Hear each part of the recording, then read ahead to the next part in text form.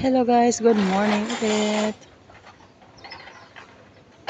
Ayan, maliwanag ng kalangitan guys kasi mag alas 7 na ng umaga. Papunta ako ng market pero nag-arrange pa yung mga ating mga tindera-tindero guys. Kaya upo-upo muna tayo dito. Vlog muna tayo guys.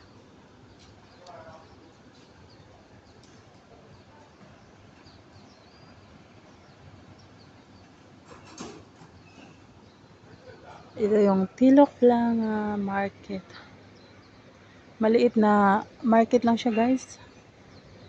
May maliit na shopping mall, may maliit na school, puro maliit guys.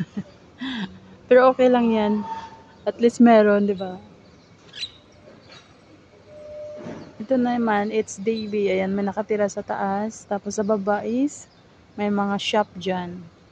Close pa sila kasi alas 8:30 pa 'yan magbubukas.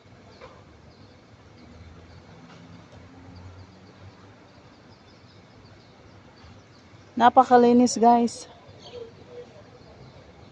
Pag close ng mga shop nila, meron tagalinis. Kaya sobrang linis.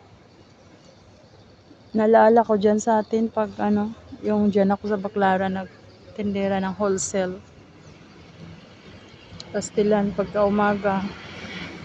Alas 5 yata yung pasok namin noon. Alas 6, alas 5 nga. Sobrang aga namin. Grabing kalat sa Pag ganito close yung shop namin, napakakalat sa mga gilid-gilid.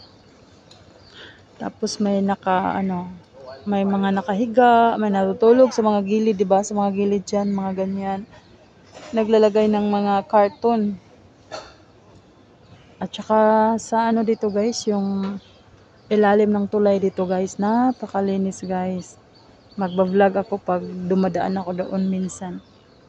Iba-vlog ko kung gaano kalinis yung tulay dito. Napakalawak na tulay, tapos napakalinis. Ikumpara natin dyan sa atin, yung mga tulay natin dyan, lalo na pag sa tulay ng ilalim ng kalsada, 'di ba? May mga vendors, tapos may mga nakatira na mga tao, 'di ba?